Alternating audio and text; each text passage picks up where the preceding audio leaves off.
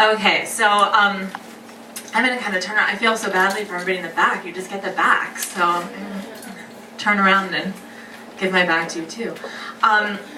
So my story starts off with something that always makes the room go really quiet, because it's so serious. When I was 27 years old, I was diagnosed with cancer. And when you have cancer, I mean, any guilty pleasure is just totally fair game. You could tell somebody, like, I stayed in bed masturbating for 3 days, and they'd say, that's okay, you have cancer. Like, any guilty pleasure is fine. That is not my guilty pleasure. So I was diagnosed with cancer when I was 27, and I ended up writing a book for people living with cancer in their 20s. And this book was based on interviews that I did. So I traveled around the country and I interviewed all these people in their 20s and 30s. And I really wanted to find a very wide, varied group of people to interview. So, and I didn't want this just to be sort of like an online, Facebooky way of trying to get people to interview. So I made up all these flyers and I sent them out to friends and friends of friends and said, hang these up in, you know, a church, in a laundromat, on some community bulletin board. And so I had friends of friends plastering my requests everywhere, and suddenly the phone just started to ring off the hook. And I would get these phone calls from all these people telling me that they have cancer and they want to talk to me, and they'd open their door, you know. I'd hop on a flight and go to their house and sit down with these complete strangers and talk to them for like 3 hours, 5 hours, 16 hours. So this is what I was doing with my life for a couple of years. And one day I get this phone call from a woman. I was living in Chicago at the time. And I get a phone call from this woman who said, I live in Philadelphia, and I'm actually calling on behalf of my boyfriend who has cancer. He's really interested in doing this project with you, and he wants you to interview him. He's a rap singer, and you might have heard of him before. His name is Chuck D. And I was like, oh my God, this is so fucking cool. Chuck D has cancer, and I get to interview him.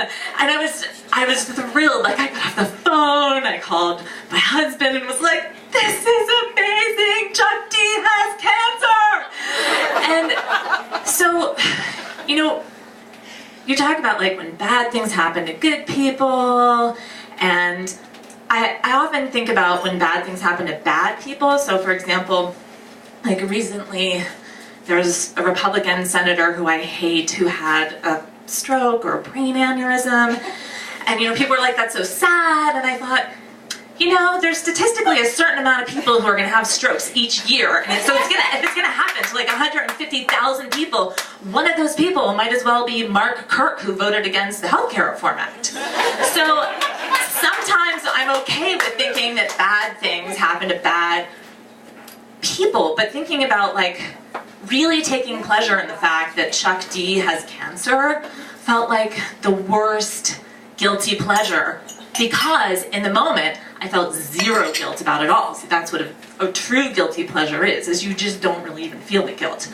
So I was so excited. I was like, my book is gonna like, you know, he can go on book tour with me, and you know, it's just gonna like fly off the shelves, and I've got, you know, Chuck D in my book. So I called his girlfriend back and was like, yeah, totally, let's set this up. I'm gonna, you know, got my ticket, coming to interview you. And she was like, yeah, well, I've got to see what his schedule is, like which shift he's working. And I was like, oh, where's Chuck D working these days in Philadelphia on the clock? And she was like, oh, he works at the library, he shelves books. And I was like, I thought he was a rap singer. She's like, oh yeah. Well, he used to sing with this band called Public Enemy. And I was like, right? She's like, well, he used to sing, like he sang backup with them. And his name is like Charlie, something that began with a D. I kind of stopped listening to her because I realized, no, there is in fact another rap singer whose name is Charlie, but he calls himself Chuck D. Who does that? Who calls themselves Chuck D if they're not actually Chuck D? Well, this guy does. And I was so pissed off And I said, well, you know, let me talk to him on the phone first. He was so boring. He was this like incredibly boring bookshelver at the public library. And I didn't actually interview him.